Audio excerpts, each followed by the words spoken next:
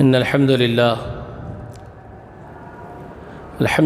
نحمده ونستعينه ونستغفره فنعوذ بالله من شرور أنفسنا ومن سيئات أعمالنا من يهده الله فلا مضل له ومن يضلله فلا هادي له وأشهد أن لا إله إلا الله وحده لا شريك له وأشهد أن محمدًا عبده ورسوله أرسله بالحق بشيرا ونذيرا وداعيا إلى الله بإذنه وسراجا منيرا أما بعد فإن خير الحديث كتاب الله وخير الهدي هدي محمد صلى الله عليه وآله وسلم وشر الأمور محدثاتها كل محدثة بدعة وكل بدعة ضلال وكل ضلالة في النار فأعوذ بالله السميع العليم من الشيطان الرجيم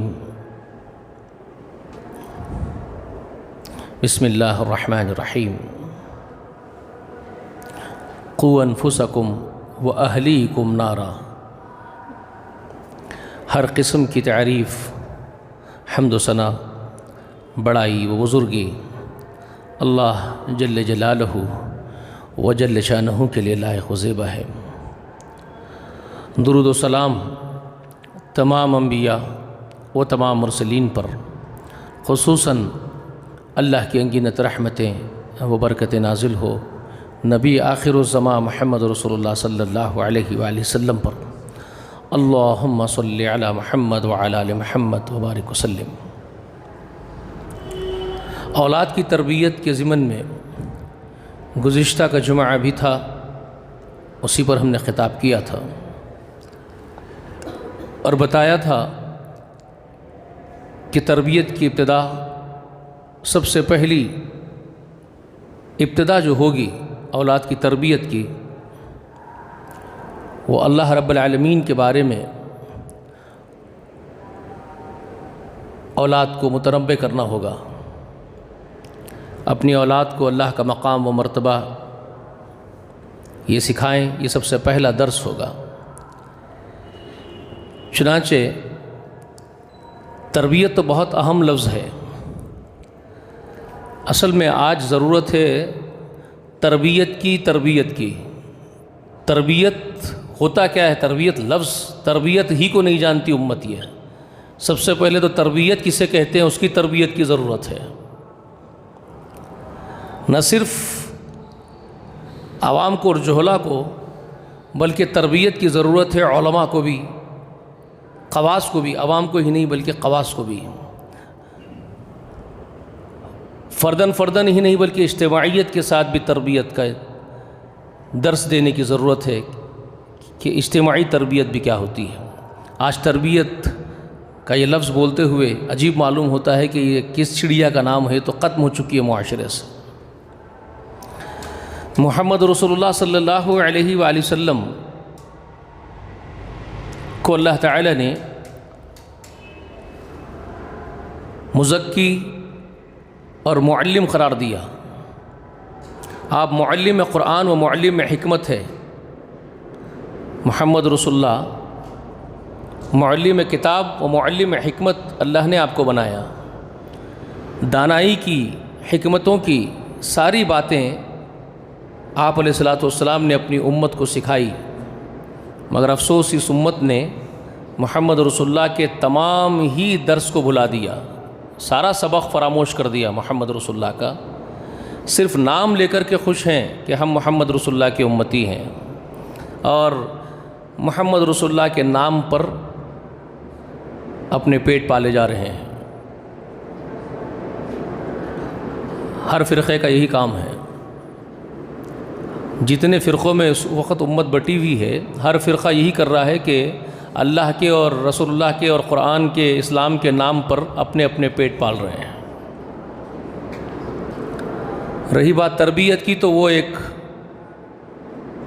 آج کے زمانے میں گمشدہ چیز ہے جس کو ڈھونڈنے کی ضرورت ہے۔ تو میرا موضوع اولاد کی تربیت کے ضمن میں ہے، تو اسی پر بات کروں، چونکہ وہ گزشتہ جو میں نے شروع کیا وہ آپ کو سنا دوں۔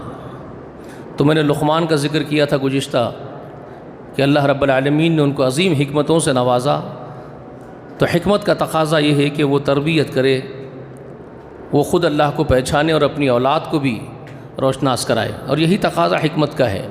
خود اللہ تبارک و تعالیٰ نے اب سب سے کائنات کے سب سے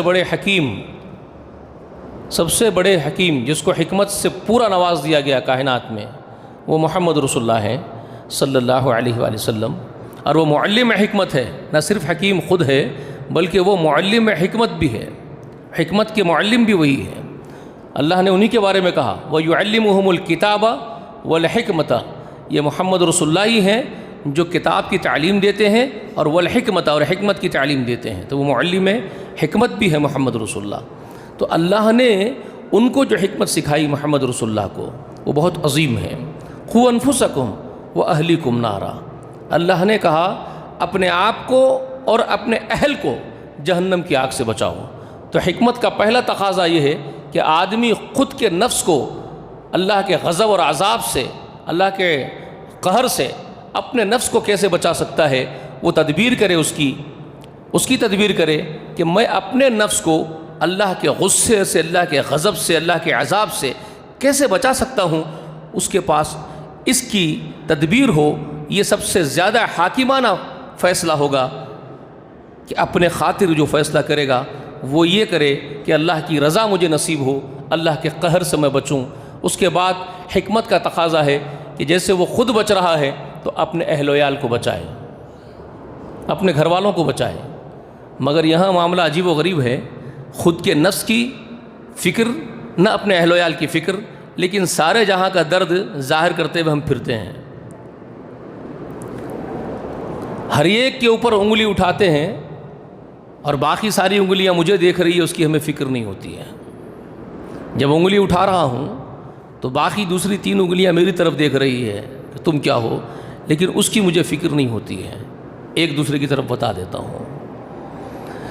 تو ہر ایک کا یہی معاملہ ہے، خود کا گھر کس راہ پر جا رہا ہے، اولاد کہاں جا رہی ہے، میرا اپنے نفس کا کیا ہو رہا ہے، اس کی مجھے فکر نہیں ہے، لیکن سارے جہاں کی مجھے فکر ہے۔ تو یہ حال ہم سب کا ہے۔ تو پہلا کام تو حکمت کا تقاضا ہے کہ اپنے گھر سے شروع ہو، اور یہی اللہ نے حکم دیا رسول اللہ کو، رسول اللہ نے اس کو شروع کیا۔ رسول اللہ نے سب سے پہلے اپنے گھر والوں کو سب کچھ سکھایا، دین، اخلاق۔ اس کے بعد آپ سٹیپ بائی سٹیپ لوگوں سے مخاطب ہوتے گئے۔ چنانچہ اگر آپ دیکھتے ہیں رسول اللہ کی اولاد کو اللہ کی قسم ان جیسے تربیت یافتہ، ان جیسے با اخلاق اور با کردار آپ کو کہیں نظر آئیں گے؟ دیکھ لیجئے، زینب کی زندگی دیکھ لیجئے، ام کلثوم کو دیکھ لیجئے، رقیہ کو دیکھ لیجئے، فاطمہ کی تو پوری زندگی سب کے سامنے آیا ہے، اور بہت زیادہ بیان کی جانے والی زندگی ہے حضرت فاطمہ کی۔ دیکھ لیجئے کس طرح تربیت کی تھی محمد رسول اللہ نے صلی اللہ علیہ وآلہ وسلم نے، اپنی اولاد کو کیا بنایا تھا۔ یہ ہوتا ہے سب سے پہلا کام۔ تو خیر، اب میں آپ کو بذریعہ قرآن کے، جو قرآن نے پیش کیا اولاد کی تربیت کے ضمن میں، ایک شخصیت کو اور اس کی تربیت کو، وہ تھوڑا سا وضاحت کر دیتا ہوں۔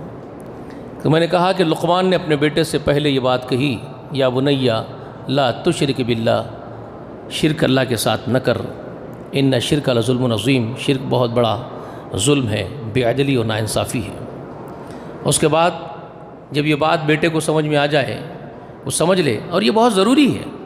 عموماً ہمارے معاشرے میں تربیت کا جو نظام ہے وہ عجیب و غریب ہے۔ آپ اپنے گھروں میں دیکھتے ہیں، ہماری مائیں یا ہماری گھر کی عورتیں اپنے بچوں کو ڈراتی بھی ہیں تو ابو سے ڈراتی ہیں۔ عورتیں کہتی ہیں نا، بیٹا یہ مت کر، ابو غصے میں آ جائیں گے، بیٹا یہ مت کر، تیرے ابو ناراض ہو جائیں گے، ہے نا، ابو کا غصہ خراب ہے۔ تو بچے کے ذہن میں یہ بات بیٹھتی ہے کہ ڈرنا مجھے میرے باپ سے ہے، میرا باپ ناراض ہو جائے گا۔ تو وہ ہمیشہ اپنے ذہن میں رکھے گا کہ باپ کے سامنے کوئی ایسا کام نہ ہو جس سے باپ ناراض ہوتا ہو۔ جی، ظاہر بات ہے جب بچہ آپ کا باہر نکلے گا گھر سے، اسکول جائے گا، بازار جائے گا، تو اسے اس بات کا یقین ہے کہ یہاں تو میرا باپ نہیں ہے، تو وہاں کچھ بھی کرے گا نا۔ جب وہ یہ سوچ لے گا یہاں تو میرا باپ ہے ہی نہیں، مجھے دیکھ نہیں رہا ہے، باپ تو گھر پہ دیکھے گا، جہاں باپ کے سامنے جائے گا تو سگریٹ چھپائے گا، لیکن جب باپ نہیں دیکھ رہا تو سگریٹ پیے گا۔ باپ دیکھ رہا ہو تو دوستوں کے ساتھ، خراب دوستوں کے ساتھ نہیں جائے گا، ڈر کے مارے الگ ہو جائے گا، لیکن جہاں باپ نہیں دیکھ رہا تو دوستوں کے ساتھ گلچھرے اڑائے گا۔ میری بات آپ سمجھ میں آ رہے ہیں؟ آپ کو بہت لاجیکلی باتیں بتا رہا ہوں آپ کو، جو بہت ایزی سمجھ میں آ جائے معاشرے کو۔ تو باپ کے سامنے برائی نہیں کرے گا، لیکن جہاں باپ نہیں دیکھ رہا وہاں ہر برائی کرے گا۔ تو تربیت کیسی ہونی چاہیے تھی؟ سب سے پہلے اس عظیم الشان ہستی کا خوف دلاتی ماں، بجائے باپ کا خوف دلانے کے شروعات کرتی اپنے عظیم الشان پروردگار کے خوف سے، اس کے مقام و مرتبے سے، اس کے رعب سے وہ شروعات کرتی، اور یہ کہتی، کوئی ماں ہو کہ کوئی باپ ہو اپنے بچوں کو یہ تربیت کرتا کہ تم کو ایک عظیم الشان ہستی ہمہ وقت دیکھ رہی ہے، تم پر نگاہ ہے، رکھی ہوئی ہے، اور وہ ایسا ہے اللہ رب العالمین کہ وہ تم کو اندھیروں میں بھی دیکھتا ہے، اجالے میں بھی دیکھتا ہے، تنہائیوں میں بھی دیکھتا ہے، مجلسوں میں بھی دیکھتا ہے، تم کہیں چلے جاؤ کائنات کے اندر وہ تمہارے اوپر نگاہ رکھے ہوئے ہے۔ ہوا معکم اینما کنتم واللہ بما تعملون بصیر، وہ اللہ تمہارے ساتھ ہے، تم کہیں بھی جاؤ کائنات کے اندر وہ تم پر اپنی نگاہ رکھے ہوئے ہیں۔ واللہ بما تعملون بصیر، تمہارے ہر عمل پر اس کی بصیرت ہے، اس کی نگاہیں ہیں، تم جو عمل بھی کرو گے وہ تم کو دیکھ رہا ہے، ہر حال میں دیکھ رہا ہے۔ اور ہوا معکم اینما کنتم، وہ تمہارے ساتھ ہے، تم کہیں پر بھی جاؤ۔ اس کا مطلب جو یہ صوفیوں نے اور یہ جو علماء سو نے اور جاہل علماء نے، اب دیکھیے یہ عجیب اصطلاح ہے، عالم جاہل نہیں ہوتا، جاہل عالم نہیں ہوتا، لیکن یہ جو اصطلاح میں استعمال کر رہا ہوں یہ جاہل علماء کہہ کر کے یہ عجیب و غریب اصطلاح معلوم ہو رہی ہوگی آپ کو، لیکن یہ ہے، افسوس یہی حقیقت ہے اس وقت۔ یہ اپنے آپ کو عالم بتانے والے سب سے بڑے جاہل، یہ جہلا، انہوں نے اللہ کے بارے میں کانسیپٹ لوگوں کے سامنے ڈال دیا کہ اللہ تمہارے ساتھ بذات خود موجود ہے، مسجد میں تم ہو تو اللہ تمہارے ساتھ ہے، بازار میں تم ہو تو اللہ تمہارے ساتھ بذات خود ہے۔ تو اللہ ذات کے اعتبار سے تمہارے ساتھ مسجد میں، بازار میں، تمہارے گھر میں، تمہارے بیت الخلاء میں نہیں ہے، تمہارے حمام میں اللہ نہیں ہے، بذات خود نہیں ہے، وہ عرش پر مستوی ہے، بذات خود وہ عرش پر مستوی ہے، لیکن وہ کیسا ہے، کتنا بڑا ہے، کتنا وسیع ہے، اس کا اندازہ مخلوق کبھی نہیں کر سکتی، کبھی نہیں کر سکتی مخلوق، کسی کے بس کی بات نہیں ہے۔ اس کی صفات کیسی ہے، وہ کیسا تمہارے ساتھ ہے، یہ سب متشابہات میں سے ہیں، تم اس کو کبھی نہیں سمجھ سکتے۔ تو خبردار ایسا عقیدہ، جہالت کا عقیدہ مت پیش کرو کہ اللہ ذات کے اعتبار سے، جیسے تمہاری بیوی تمہارے بستر میں تمہارے ساتھ ہے، تمہارا بیٹا تمہارے گھر میں تمہارے ساتھ ہے، تمہارا خاندان تمہارے ساتھ ہے، تمہارا بھائی تمہارے ساتھ دسترخوان پر کھانا کھا رہا ہے، تم اللہ کو بھی ویسے ہی بنا رہے ہو کہ اللہ بھی تمہارے ساتھ ویسے ہی ہے ذات کے اعتبار سے۔ یہ جہالت کی بات ہے۔ اللہ عرش پر مستوی ہے، لیکن اس کا علم تم کو احاطہ کیے ہوئے ہیں، کوئی ایک بھی نہیں ہے پوری کائنات میں جو اس کے علم سے، اس کی نگاہوں سے، اس کی بصیرت سے، اس کی سماعت سے کوئی دور ہو جائے، کوئی بچ جائے، ایسا کوئی پوری کائنات میں ایک مخلوق بھی نہیں ہے۔ یہ ہے اس کا مطلب، ہوا معکم اینما کنتم، وہ تمہارے ساتھ ہے تم کہیں پر بھی ہو، یعنی تم زمین پر ہو تب ہی نہیں، بلکہ اگر تم زمین چھوڑ کر کے تم چاند میں چلے جاؤ تب بھی وہ تمہارے ساتھ ہے، تم منگل گرہ میں چلے جاؤ تب بھی وہ تمہارے ساتھ ہے۔ مطلب یہ ہے تم اسی کے سامنے ہو، مطلب یہ ہے تم کہیں بھی جاؤ کائنات میں تم اسی کے سامنے ہو، تم اس سے اوجھل نہیں ہو سکتے ہو اس کی نگاہوں سے۔ واللہ بما تعملون بصیر، وہ اللہ تم پر نگاہیں رکھا ہوا ہے، تم کہیں بھی جاؤ واللہ بما تعملون بصیر، تمہارے عمل پر اس کی نگاہیں جمی ہوئی ہے، یہ مطلب ہے اس کا۔ ٹھیک ہے، تو یہ بچے کو سمجھا دو، اپنے بچے کو اس کا احساس دلا دو کہ تم اس سے کہیں نہیں بچ سکتے، کسی قیمت پہ نہیں بچ سکتے۔ یہی وہ بات تھی لقمان نے اپنے بیٹے کو سمجھایا تھا۔ یا بنیا انہا ان تکو مثقال حبۃ من خردل، اے میرے لخت جگر. اب دیکھو ایک باپ، اسی کو اللہ نے حکمت کہا.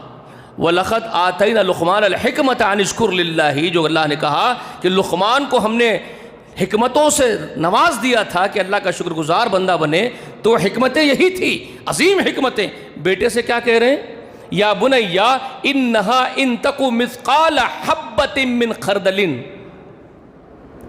جی اے میرے لخت جگر، تیرا عمل، تو کوئی عمل کرے اور تیرا وہ عمل اتنا باریک، اتنا چھوٹا عمل تو کرے کہ مثقال حبۃ من خردل، تیرا عمل رائی کے دانے کے برابر بھی چھوٹا ہے، رائی کے دانے کے جیسا. رب ذوالجلال، ساتوں آسمان و زمین و کائنات کا بادشاہ، خالق و مالک، جس کی وسعت وسیع کرسیہ السماوات والارض، جس کی بادشاہت اور کرسی کی وسعت ساتوں آسمان اور زمین کو گھیرے ہوئے ہیں.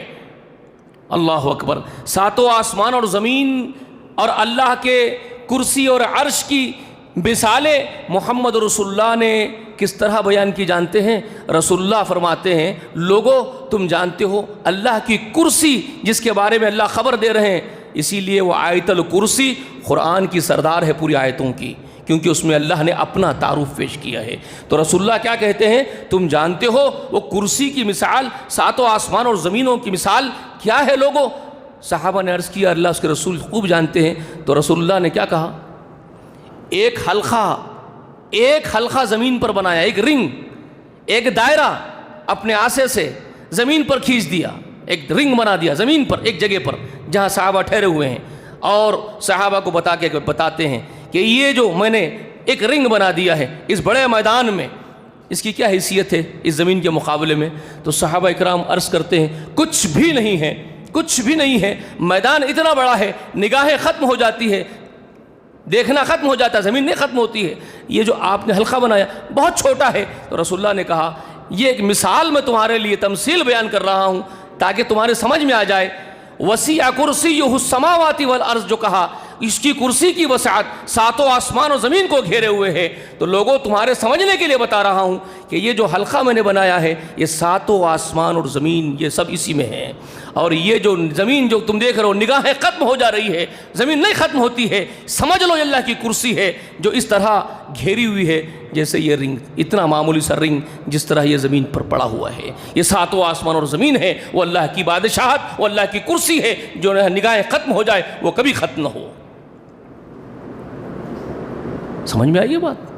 اس کے بعد عرش اور کرسی کے بارے میں پوچھتے ہیں، پھر وہی تمثیل سمجھاتے ہیں کہ عرش اور کرسی کی مثال بھی ایسی ہی ہے کہ یہ سمجھ لو کرسی ہے اور یہ عرش ہے جو کبھی نگاہیں جہاں ختم ہو جاتی ہے، میدان ہے وہ سمجھ لو عرش ہے. تو یہ وہ تمثیلیں ایک سمجھانے کے لیے، ورنہ اللہ کے لیے یہ مثالیں بھی درست نہیں ہیں، مگر رسول اللہ کو بھی بات معلوم ہے، بندوں کو سمجھانے کے لیے رسول اللہ یہ بیان کر رہے ہیں کہ دیکھو ایسا ہے. وہ ہمارے سمجھ میں آنے والی باتیں نہیں ہیں. کتنی وسیع اللہ کی حکومت، تو اللہ کتنا وسیع ہے وہ ہم جان سکتے ہیں؟ ہم نہیں جان سکتے. تو اپنے اولاد کو وہ معرفت پہلے بتاؤ اللہ کی کہ تم جس کے سامنے سجدے اور رکوع کرتے ہو وہ اللہ جو ہمارا حقیقی معبود ہے، جس کے ساتھ میں تم کو کہہ رہا ہوں بیٹے کہ شرک مت کرو، شرک بہت بڑا ظلم ہے، اس اللہ کے ساتھ شرک مت کرو، تو وہ اللہ کے بارے میں خبر بھی دے رہے ہیں. یا بنیا انہا ان تکو مثقال حبۃ من خردل فتکن فی صخرۃ، اب ایک ایک چیز بیان کر رہے ہیں، اور فی السماوات اور فی الارض یاتی بہ اللہ. اب یہ ایک ایک چیز سمجھا رہے ہیں، میرے بیٹے تیرا عمل رائی کے دانے کے جتنا باریک ہو، اتنا باریک، اور پھر تو اس کو پتھروں میں چندیا دیا. جی وتکن فی صخرۃ او فی السماوات او فی الارض، پتھروں میں چھپا دیا، چندوا دیا رائی کے دانے کے اتنے سے عمل کو.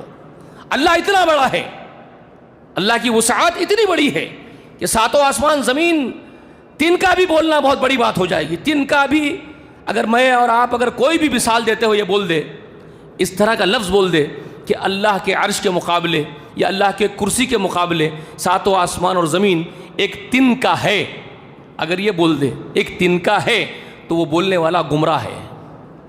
ایسا بولنے والا گمراہ ہے کیونکہ تنکے کو اس نے ثابت کر دیا، قرار دے دیا کہ ایک تن کا اس نے حساب بتا دیا کہ ساتوں آسمان زمین کے مقابلے میں اللہ کا عرش کتنا بڑا ہے.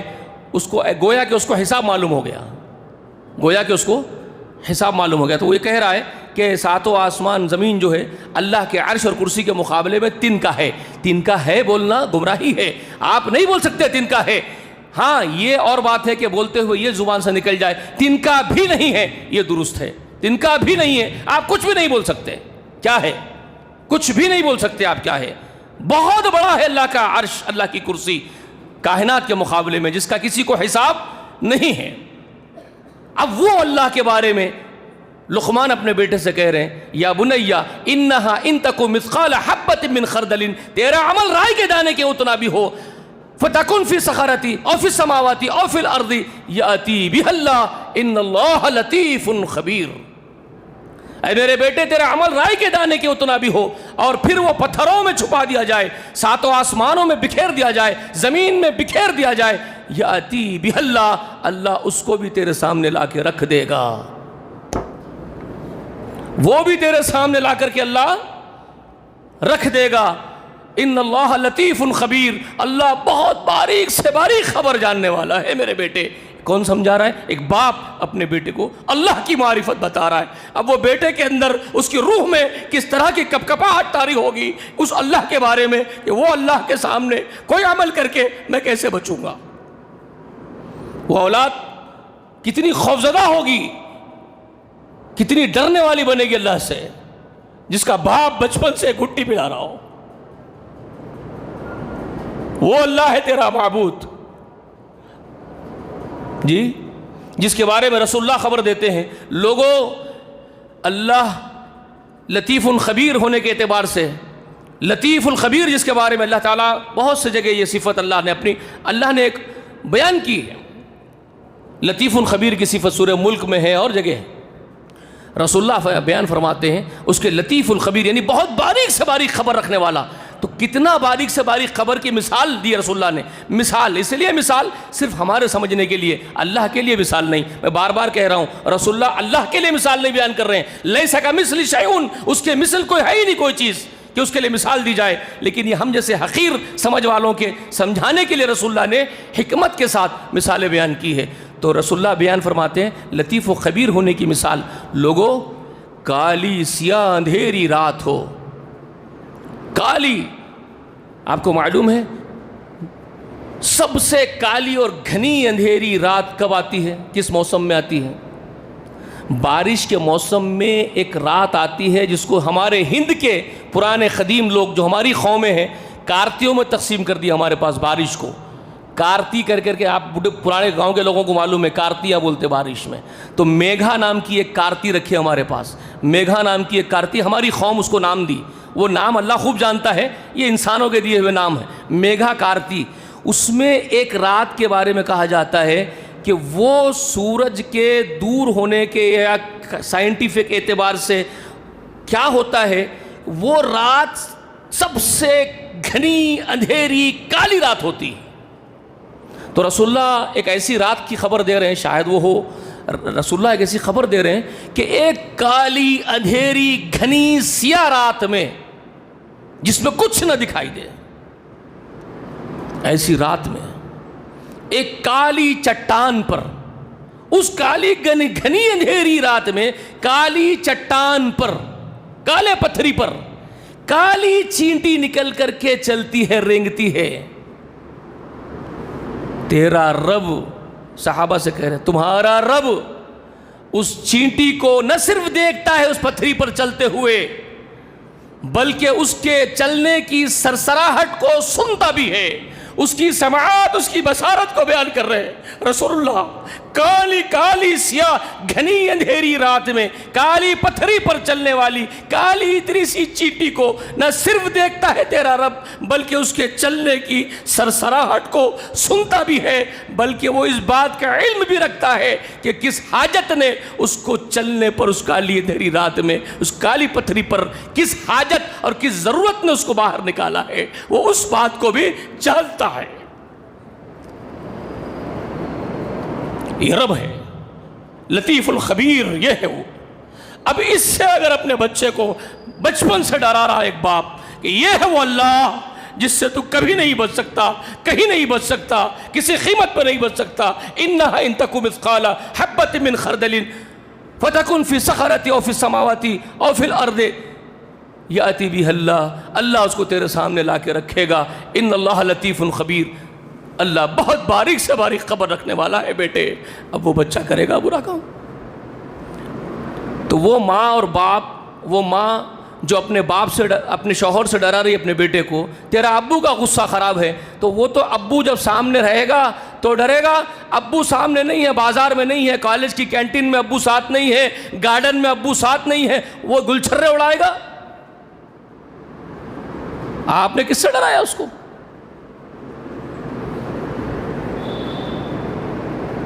اس ذات سے ڈرانا تھا جو کہیں پر بھی اس سے وہ اللہ سے پوشیدہ نہیں ہو سکتا ہے، الٹا کر دیا آپ نے۔ یہ تربیت کہیں پر بھی نہیں ہے، معاف کیجئے گا۔ یہ ایک باپ بیٹے کو کرے یہ تو بہت دور کی باتیں ہو گئی آج کے معاشرے میں۔ یہ تو بڑی بڑی دین کے نام پر نکلنے والی جماعتوں کے اندر یہ تربیت نہیں ہے۔ اپنے جماعت کے کارکنوں کو، اراکین جماعت کو، علماء اکرام، دانشمند اپنے آپ کو کہنے والے، وہ یہ تربیت نہیں کر رہے ہیں کہ یہ اللہ ہے تمہارا، اس معبود سے ڈرو، اس سے خوف کھاؤ۔ تو پھر وہ جوہلا باپ، جو جاہل ماں باپ ہے، وہ کیا اپنے گھروں میں کریں گے؟ جاننے والے اگر یہ تربیت نہیں کر رہے ہوں، خود کے ہی اندر یہ خوف نہیں ہے۔ میں بہت بڑا عالم ہوں، میں مدرسہ چلا رہا ہوں، میں مسجد کا ذمہ دار ہوں، کئی مسجدوں کا ذمہ دار ہوں، لیکن میرے اندر یہ خوف نہیں ہے کہ میرا رب مجھے ہر جگہ دیکھ رہا ہے۔ یہ تو اس معاشرے کا حال ہے۔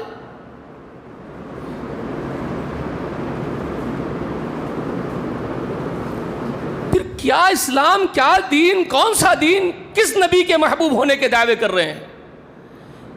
میں نے آپ سے کہا کہ یہ قرآن میں جب بھی یہ باتیں آتی ہے، اگر یہ قول لقمان کہہ کر کے اللہ پیش کر رہا ہے کہ لقمان نے اپنے بیٹے کو کہا، تو قرآن میں خبر کون دے رہا ہے اس بات کی؟ قرآن کس کا ہے؟ کس کا کلام ہے؟ اللہ کا ہے، تو یہ قول اللہ ہے، یہ قول اللہ ہے۔ اور یہ اللہ کے قول کو کون تلاوت کر کے بندوں کے، امت کے سامنے بیان کیا ہے؟ کس نے امت کو یہ اقوال سنائے ہیں اللہ کے قرآن کے؟ کس کے سینے مبارک پر یہ نازل ہوا؟ وہ محمد رسول اللہ کے سینے پر اترا ہے۔ محمد رسول اللہ کی مبارک زبان نے اپنی امت کو یہ پڑھ کر کے سنائے ہیں اور اس کی تربیت کی، اس کی تعلیم دی ہے، تو یہ قول محمد ہے۔ بات سمجھ میں آ رہی ہے آپ کو؟ یہ تربیت محمد کی ہے، یہ تربیت اللہ کی ہے، یہ تربیت محمد رسول اللہ کی ہے، یہ تربیت لقمان کی ہے۔ آپ کو یاد ہے، ہم لوگوں کو یاد ہے کہ یہ اللہ کی تربیت ہمارے لیے کیا ہے؟ اللہ ہم کو کیا خبر دے رہا ہے؟ جی، انہو علیم بذات الصدور، لوگوں وہ تمہارے سینوں کے اندر کے بھید بھی جانتا ہے، تمہارے خیالات سے بھی واقف ہے، تمہاری سوچ کو بھی وہ جانتا ہے۔ یہ کون کہہ رہا ہے؟ یہ کون کہہ رہا ہے؟ انہو علیم بذات الصدور الا یعلم من خلق وہو اللطیف الخبیر۔ یہ وہی بات ہے لطیف الخبیر کی، سورہ ملک میں۔ انہو علیم بذات الصدور، وہ تمہارے سینوں کے اندر کے بھید جانتا ہے۔ الا یعلم من خلق، لوگوں کیا ہو گیا تم کو؟ کیا سوچ کے بیٹھ گئے ہو؟ کیا وہی نہیں جانتا جو پیدا کرتا ہے؟ جس نے تخلیق کی ہے پوری کائنات کی، جس نے تمہارے قلب بھی، تمہارے قلوب کی خلقت بھی، تو اسی کا کام ہے۔ تمہارا جو دل ہے، جو سوچتے ہیں، جو دماغ ہے سوچتے ہیں، ان کی تخلیق کس نے کی ہے؟ اسی خالق نے کی ہے۔ تو تمہارے جو خیالات تمہارے دل و دماغ میں پیدا ہوتے ہیں، ان خیالات کا خالق کون ہے؟ وہ خیالات بھی تخلیق ہے اس کی، وہ کہاں سے تخلیق ہو کے آ رہے ہیں؟ وہ کس کارخانے سے تخلیق ہو کے آ رہے ہیں صاحب؟ کیا اللہ کے سوا کوئی اور خالق ہے ان خیالات کا؟ نہیں نا، تو وہ بھی تو وہیں سے تخلیق ہو کے آ رہے ہیں۔ تو تم کیا سمجھ کے بیٹھ گئے ہو؟ اس کو نہیں پتا جو تخلیق کرتا ہے خود ہی؟ جی، الا یعلم من خلق وہو اللطیف الخبیر، اور وہ بہت ہی باریک سے باریک خبر رکھنے والا ہے جو رسول اللہ نے آپ کو بتایا۔ بچ سکتے ہیں اس سے. تو اولاد کو یہ بتانا تھا, اور یہ خود پہلے جانتے, جیسے کہ میں نے کہا سورہ تحریم میں ہے, خو انفسکم, پہلے اپنے نفس کو بچاتے, خود پر لاگو کرتے اللہ کے خوف کو, اللہ کی خشیت کو, اللہ کے اس رعب کو. خود کی تمہارے اپنے جسامتوں پر, اپنی روحوں پر وہ خوف طاری ہوتا تو تم اولاد کو بھی سمجھاتے. میں نے آپ کو گزشتہ بتایا نا جمعہ میں, حقیقی ایمان والے سمجھ کے خوش ہو رہے ہو, بہت خوش ہو رہے ہو کہ ہم مواحدین کی جماعت ہے, ہم لوگ مواحد ہیں, توحید پر ہیں. ارے خیر مناؤ اپنی توحید کی, کہاں کے مواحدین ہو؟ اللہ نے سورہ انفال میں کیا کہا؟ انما المؤمنون الذین اذا ذکر اللہ وجلت قلوبهم واذا تلیت علیہم آیاتہ زادتہم ایمانا وعلی ربہم یتوکلون. یہ سچے ایمان والوں کے بارے میں اللہ نے بتایا. سچے ایمان والے وہ ہیں, اللہ کا نام ان کے سامنے آ جائے تو ان کے دل کانپ اٹھتے ہیں, تھرا جاتے ہیں, ان کے جسم پر, ان کی روح پر اللہ کا خوف طاری ہوتا ہے. ہاں, اللہ نزل احسن الحدیث کتابا متشابہا مثانیہ تقشعر منہ جلود الذین. ارے کیا اللہ تعالیٰ کی ایک ایک بات, کیا ایک ایک بات اللہ تعالیٰ کی کھول کھول کر کے اللہ بیان کرتے ہیں. اللہ نے ایک ایسی کتاب, ایسی زبردست کتاب نازل کی ہے, ایک ایسا کلام نازل کیا, حدیث کہا اس کو. اللہ نزل احسن الحدیث, عمدہ حدیث نازل کیا اللہ نے, عمدہ کلام نازل کیا. یہ سورہ زمر کی آیت نمبر 23 میں ہے. متشابہا مثانیہ, اس کی تعریف کی قرآن کی. متشابہا مثانیہ, جس کی آیات ملتی جھلتی اور دہرائی جاتی ہے, بار بار ریپیٹ ہوتی ہے, بار بار تم کو ریمائنڈ کرتے اللہ تعالیٰ ان آیات کے ذریعے سے, یاد دہانی کرتے ہیں, ریپیٹ کر کے ریمائنڈ کرتے ہیں, یاد دلاتے رہتے ہیں, احکام کو ریمائنڈ کرتے رہتے ہیں آپ کو. اس کی ملتی جھلتی اور ریپیٹ کی جانے والی آیات پر مشتمل یہ قرآن ہے. تقشعر منہ جلود الذین یخشون ربہم, جو اپنے رب سے ڈرتے ہیں, جن میں رب کی خشیت ہے, ان کے کھالوں پر رومٹے کھڑے کر دیتی ہے یہ کتاب, یہ کلام. اللہ فرما رہے ہیں کہ میرا یہ کلام, یہ قرآن اللہ سے ڈرنے والے, رحمان سے ڈرنے والوں کے کھالوں پر رومٹے کھڑے کر دیتی ہے. ہمارے جسم لرزتے ہیں, نہ ہماری روح لرزتی ہے, نہ ہمارے قلب لرزتے ہیں. اور بڑے مومن ہونے کے دعوے, بڑے مومنین کے دعوے.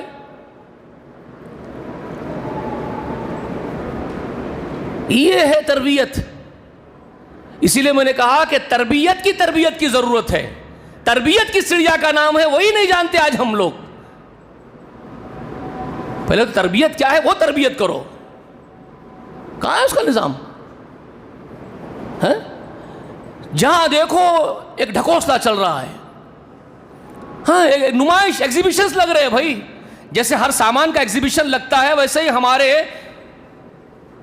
ہماری صلاحیتوں کی ایگزیبیشنز لگاتے ہم. میں اتنا علم حاصل کر کے آیا, میں اتنا بڑا شیخ ہوں, تو ایک بڑا ایگزیبیشن لگا دیا, ڈائس سجا دیا, ایک بڑا اجتماع منعقد کر دیا, ہزاروں لوگوں کو مدعو کر دیا, ایک شو ہو رہا ہے. ارے یہ شو کیا کریں گے آپ؟ اللہ کے پاس شو بتائیں گے آپ کا؟ یہ آپ کے اسٹیج شو جو بڑے بڑے ڈائسوں پر ہو رہے ہیں نا, یہ اللہ دیکھے گا آپ کے شو, آپ کی تعریف کرے گا جی؟ پھر رسول اللہ نے کتنے ڈائس پروگرام کیے ذرا مجھے بتائیے. ذرا یہ بڑے بڑے اکابرین سے میں پوچھوں, یہ بڑے بڑے شیوخ سے میں پوچھوں, علماء سے, یہ علماء دین جو اپنے آپ کو کہہ رہے ہیں ہمارے حضرات, یہ خادمین ہمارے, ذرا ان سے میں دلیل پوچھوں. اللہ کے واسطے تم تو بہت دلیلیں پوچھتے ہو ہر ایک سے, دلیل لاؤ دلیل لاؤ. ذرا آپ بھی دلیل لا کے یہ بتاؤ تو دو کہ رسول اللہ نے کتنے اسٹیج پروگرامز کیے, کتنے روڈ شو کیے, ذرا بتائیے. لائیے ایک پروف لا کے بتائیے, ایک ہی پروف بتائیے مجھے, رسول اللہ نے فلاں جگہ پہ ایک اسٹیج پروگرام کیا تھا, ڈائس لگائے تھے, بتائیے. صحابی کو بتائیے, کسی ابو بکر نے کوئی اسٹیج پروگرام کیا ہے؟ جا سکتے تھے نا, ملک شام میں جا کے ایک اسٹیج پروگرام کر رہے ہیں, بصرہ کو جا کے ایک اسٹیج پروگرام کر رہے ہیں, مصر کو جا کے ایک اسٹیج پہ پروگرام ہوا ہے. بتائیے نا, ابو بکر نے, عمر نے, عثمان نے کتنے اسٹیج پروگرامز کیے ہیں؟ ہے کسی کے پاس؟ پھر وہ کیا کرتے تھے؟ وہ تعمیری کام کرتے تھے، تخریبی کام نہیں کرتے تھے تمہاری طرح کا. تم تخریبی کام کر کے خوش ہوتے ہو.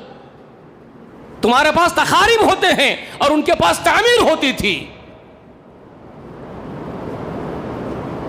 مکہ منورہ میں تھے، اپنے گھر والوں پر تعمیری کام کیا، رشتہ داروں پر تعمیری کام کیا. محمد رسول اللہ نے دارالارقم قائم کیا، متواتر دارالارقم میں روحوں کا تزکیہ کیا، جس کے بارے میں اللہ خبر دیتے ہیں وَيُزَكِّيهِمْ وَيُعَلِّمُهُمُ الْكِتَابَ وَالْحِكْمَةَ.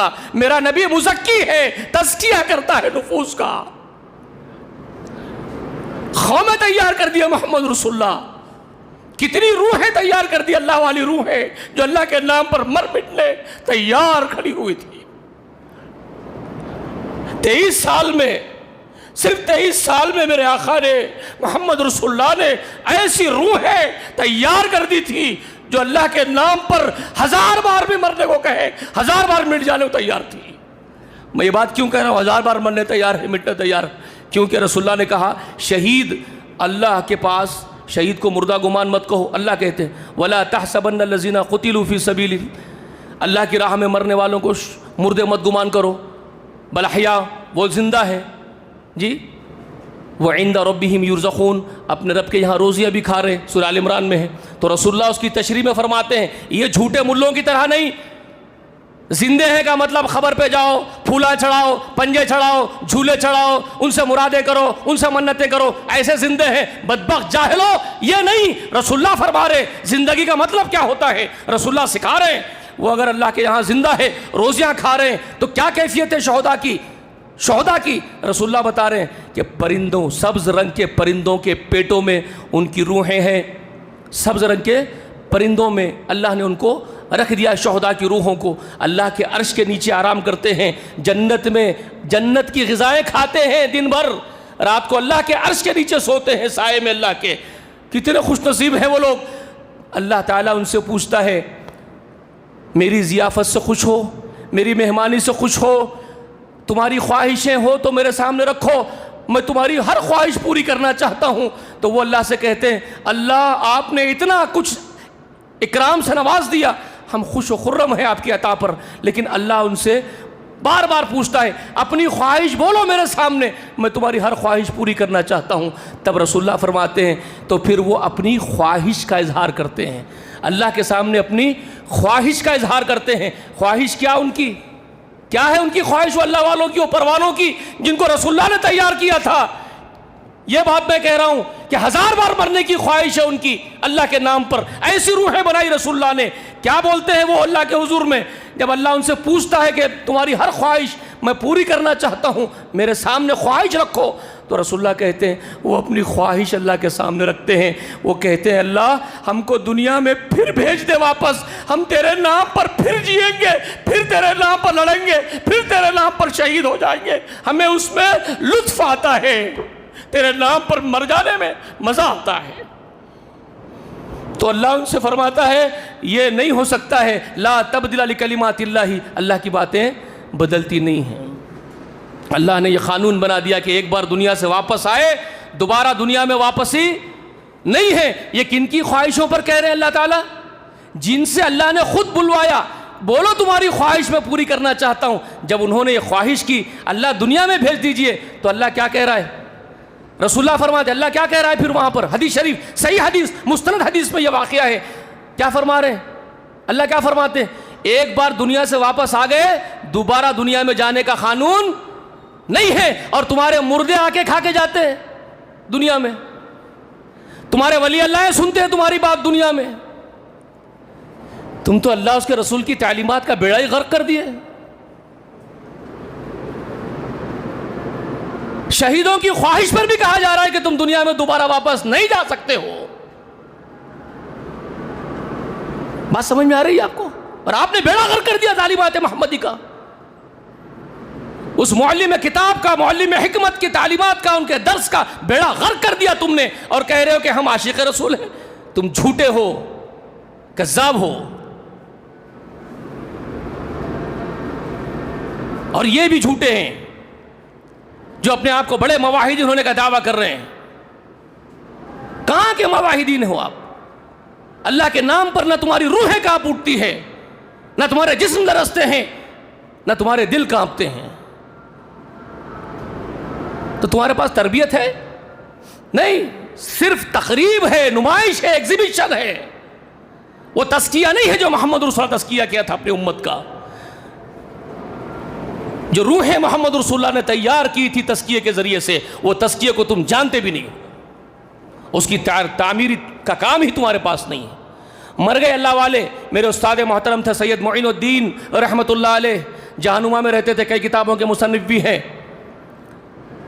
اللہ مجھے ایسا موقع دیا، الحمدللہ میں کروڑ درجے شکر گزار ہوں اس پروردگار کا، مجھے اللہ نے ڈرنے والوں کے سامنے ذالیں طے کرنے کا موقع دیا، جن میں خشیت تھی، ایسے اساتذاؤں کے سامنے اللہ نے مجھے بٹھایا۔ وہ بوڑھے میاں بولتے تھے، جب لوگ آ کے یہاں تقریبی کام کرتے تھے، جماعت والے دعوت دے دے کے بلاتے تھے، اسٹیج پروگرام کراتے تھے، آج شیخ کا بیان نظام آباد کے میدان میں ہو رہا ہے، آج عادل آباد کے گراؤنڈ میں ہو رہا ہے، کل جو ہے کریم نگر میں ہو رہا ہے، ورنگل میں ہو رہا ہے، حیدرآباد کے فلاں محلے میں شیخ صاحب بیان کریں گے، تو یہ مول صاحب میرے بولتے تھے، دیوانوں، اس وقت میں بھی جماعت کا ایک چھوٹا ذمہ دار، بہت چھوٹا متحرک کارکن تھا، بڑی حرکت نوجوانی میں ہوتی ہے، جوش ہوتا ہے، خروش ہوتا ہے، سب کے پیچھے بھاگتے تھے، تو میرے استاد بولتے تھے، میاں کہاں بھاگ رہے ہو، کن کے پیچھے بھاگ رہے ہو، یہ کیا ناچ نچا رہے ہو، بلا کر کے ڈانس کرا رہے ہو، ڈانسروں کو بلا کر کے۔ رسول اللہ نے ایک بھی کام ایسا تقریب کا نہیں کیا، رسول اللہ متواتر کام کرتے تھے، دارالارقم بنائے، مدینہ گئے تو مسجد نبوی بنائے، مسجد نبوی ایک پرائمری اسکول بھی تھی، ہائی اسکول بھی تھی، یونیورسٹی بھی وہی تھی، پارلیمنٹ بھی وہی تھا، سپریم کورٹ بھی وہی تھا، یہاں تک کہ سینٹرل جیل بھی وہی تھا، پولیس تھانہ بھی وہی تھا۔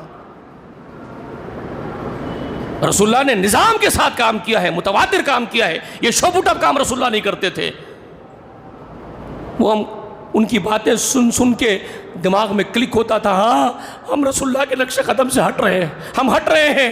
آج الحمدللہ جب عمر 40 کے بعد آنے لگی تب ہوش آیا، ایک ایک بات سمجھ میں آئی، کیا ہو رہا ہے دنیا میں، کیا تماشا ہو رہا ہے۔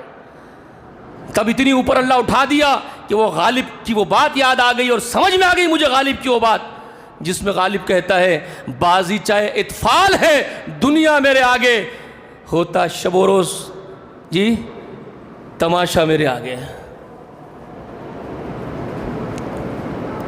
بات سمجھ میں آئی؟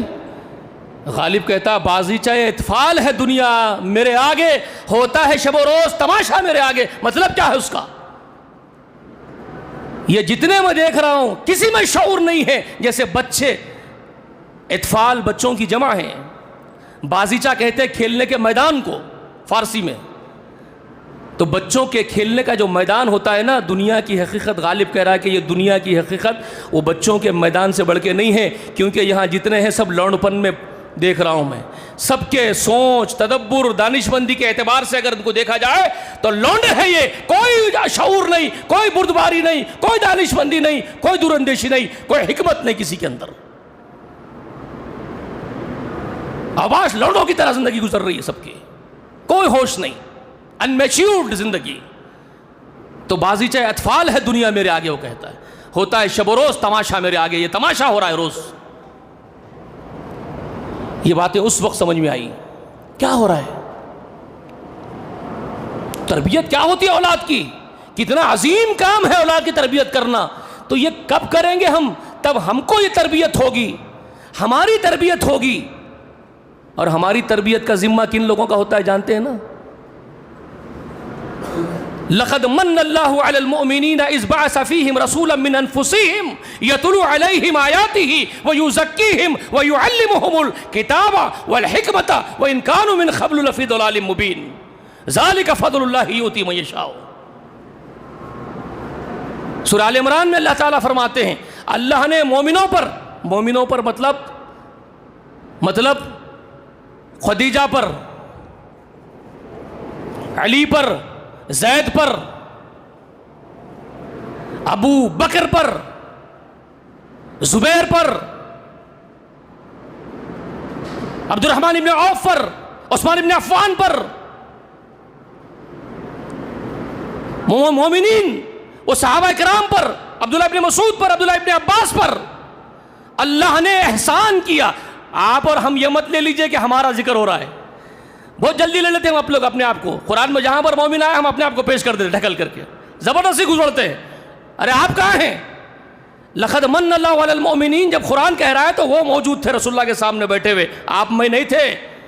اگر ان کے نقش قدم پر ہے, ان کے طفیل میں پیچھے پیچھے جائیں گے تو آئیں گے وہ زمرے میں, ورنہ وہ زمرے سے خارج کر دیے جائیں گے. خبر بھی نہیں ہم کو اس کی. اللہ نے مومنوں پر احسان کیا کہ انہی میں سے, انہی کے نفسوں میں سے, انہی کے جنسی میں سے ایک رسول ان کے پاس بھیجا. اور وہ رسول کیا کرتا ہے؟ یتلو علیہم آیاتی, ان کو اللہ کی آیات سناتا ہے. اور وہ یزکیہم, آیات قرآنی کے ذریعے تزکیہ کرتا ہے. کس کے ذریعے تزکیہ ہوتا ہے؟ یہاں ایک بات معلوم ہوئی, مسئلے کا حل ہوا. فقہ, اگر علماء فقہ ہوتے وہ زمانے کے تو وہ بیان کرتے. آج کہاں فقہا ہے؟ فقہ کی دم نہیں معلوم ہے لوگوں کو. فقہا کو گالیاں دیتے پھر رہے ہیں, تو یہ قوم کیا سیکھے گی فقہ کیا ہے؟ جو قوم فقہا کو گالی دیتی ہو, اپنے سے پہلے اسلاف کو گالی دیتی ہو, جو حضرت ابو حنیفہ کو برا بھلا بول دے, جو امام شافعی پر طنز کر دے, وہ کیا سیکھیں گے جو بزرگوں کی عزت نہیں کرتے ہیں؟ اگر وہ ہوتے جن کو دین کی سمجھ ہے تو وہ آپ کو بتاتے, وہ مسئلے بیان کرتے. عزت کرو ان علماء کی, ابو حنیفہ کی, ابو امام شافعی کی, امام مالک کی, احمد بن حنبل کی, سفیان ثوری کی, عبداللہ بن بر کی, ان سب کی عزت کرو. کیوں؟ یہ وہ فقہ کے علماء ہیں جنہوں نے دین کو سمجھا اور دین سکھایا ہم لوگوں کو. میں تقلید کرنے کے لیے نہیں کہہ رہا ہوں, تقلید تو حرام ہے, تقلید نہیں ہے. مخلدین جو کر رہے ہیں وہ گمراہ ہے, لیکن تقلید نہیں کرنے کا مطلب یہ نہیں ہے کہ علماء فقہ کی بے عزتی کرو. اس کا مطلب یہ نہیں. تقلید یقیناً نہیں کی جائے گی, لیکن ان سے علم لیا جائے گا, علم سیکھا جائے گا, ان سے اچھی باتیں لی جائے گی, اچھی باتیں سیکھی جائے گی. یہی ہے حق دین. تو وہ آپ کو بتاتے مسئلہ کیا حل ہو رہا ہے یہاں پر. تزکیہ بذریعہ قرآن ہوتا ہے, اللہ کی کتاب کے ذریعے تزکیہ ہوتا ہے, آپ کا تزکیہ نہیں. یہ اعمال وہ اعمال, یہ کتاب وہ کتاب, سروں کی کتاب, جوتوں کی کتاب, جی تزکیہ کر رہے ہیں آپ اس کے ذریعے سے. جھاڑ پہ کوئی لٹک جا رہا ہے الٹا سیدھا, کوئی چمگادڑ کی طرح جھاڑ پہ لٹک گیا, رات بھر تزکیہ کر رہا ہے اپنے نفس کا لٹک کے. کوئی ایک پاؤں پہ کھڑے ہو گیا مرغی کی طرح سے, تزکیہ کر رہا ہے نفس کا. ارے یہ سب باطل باتیں ہیں تمہاری. تزکیہ بالقرآن ہوتا ہے. یتلو علیہم آیاتہ ویزکیہم, اللہ کی کتاب پڑھتے ہیں محمد رسول اللہ اور تزکیہ کرتے ہیں. سمجھ میں آ رہی ہے بات؟ یعلمہم الکتاب, کتاب کی تعلیم دیتے ہیں قرآن کی, والحکمت, اور حکمت کی تعلیم دیتے ہیں محمد رسول اللہ. یہ تزکیہ, یہ ہے تعلیم و تربیت, یہ ہے درس. سب سے بڑے مدرس کا, کائنات کے سب سے بڑے مدرس, کائنات کے سب سے عظیم مدرس محمد رسول اللہ کا درس, وہ آپ کو اور مجھے سیکھنا ہے. اس کو تو پشے پوچھ ڈال دیے. ہر شیخ کے ہاتھ پاؤں پیشانی چومتے پھر رہے, پیرا چومتے پھر رہے, پیروں پر سجدے کر رہے, ہر کس کو پیر و مرشد بنا لیے. تربیت خود کی نہیں ہے تو اولاد کی تربیت کیا ہوگی بھائی؟ تمہاری اولاد صالح کیسے بنے گی؟ یہ ہے وہ اللہ والا جو اپنے بیٹے کو سکھا رہا ہے کہ بیٹے تیرا عمل رائے کے دانے کے جتنا بھی ہو, پتھروں میں چھپا دیا جائے, آسمانوں میں بکھیر دیا جائے, زمین میں پھیلا دیا جائے, یاتی بھی اللہ لائے گا. ان اللہ لطیف خبیر, اللہ بہت باریک سے باریک خبر رکھنے والا ہے. پھر کہتے یا بنیا اقیم الصلاۃ وامر بالمعروف ونہی عن المنکر واصبر علی ما اصابک ان ذلک من عزم الامور. یہ لقمان کہہ رہے میرے لختے جگر میرے بیٹے, نماز کو قائم کر. نماز پڑھ لیا کر نہیں, نماز پڑھ لیا کرنا الگ چیز ہے, نماز کو قائم کرنا دوسری چیز ہے. نماز کو جانتے ہی کیا ہے, کبھی ایک خطبہ نماز پر رکھ لیجئے. نماز کیا ہے ہم لوگ نہیں جانتے, ٹھونگے مارتے ہیں صرف ٹھونگے. نماز تو مومن کی معراج ہے, رب سے ملاتی ہے, رب سے باتیں ہوتی ہے, رب کا سامنا ہوتا ہے, رب سے گفتگو ہوتی ہے. نماز کیا جانتے ہیں؟ سچا نمازی ہو جائے اللہ کی قسم, اس سے بڑے رتبے والا کوئی زمین پر نہیں. نماز وہ چیز, وہ عظیم چیز ہے نماز. اس کے قائم کرنے کا حکم دیا. اقیم الصلاۃ وامر بالمعروف، اور معروف کا حکم دے. ممبر پر رسول اللہ کے آ رہے ہیں لیکن معروف کو معروف بولنے کی جسارت نہیں کر سکتے، ہمت نہیں ہے معروف کو معروف بولنے کی، اور اس ممبر سے منکر کو منکر بولنے کی بھی ہمت نہیں رکھتے. تمہیں کیا حق ہے رسول کے اس ممبر پر چڑھنے کا؟ یہاں تو وہ حق کو آئے جو معروف کا حکم دے، جو منکر کو ڈھٹائی کے ساتھ پورے اسٹیٹ فارورڈ منکر کو منکر بولے، برائی کو برائی بولے، چاہے وہ کسی میں ہو، چاہے وہ برائی کسی میں ہو، بغیر کسی کی خیال کیے، خوف کھائے کسی سے، منکر کو کھل کر کے منکر بولے کہ یہ برا ہے، یہ منکر ہے. وہ حق کو اس ممبر پر آئے.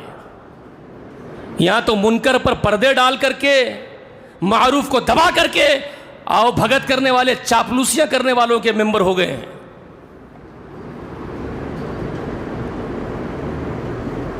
وہ حق گوئی کی تعلیم ہے. قولوا قولا سدیدا یصلح لکم اعمالکم یغفر لکم ذنوبکم. وہ ہے وہ تعلیم. بات کرو تو سیدھی اور سچی اور کڑی بات کرو. وامر بالمعروف ونہی عن المنکر، منکر سے روکو لوگوں کو اور حکم دو معروف کا. یہ اپنے بیٹے کو سکھا رہے ہیں اور کہہ رہے ہیں وَاصْبِرْ عَلَىٰ مَا أَصَابَكَ. یہ بات سمجھ میں آ رہی ہے؟ جب آپ حق کو حق بولیں گے، باطل کو باطل بولیں گے، تو معاشرہ آپ کو گلے نہیں لگائے گا، پھولوں کے ہار نہیں پہنائے گا آپ کو. الحق مرن، رسول اللہ نے فرمایا، صحیح حدیث، مستند حدیث شریف ہے آقا کی. الحق مرن، میرے آقا کہتے ہیں حق کڑوا ہوتا ہے.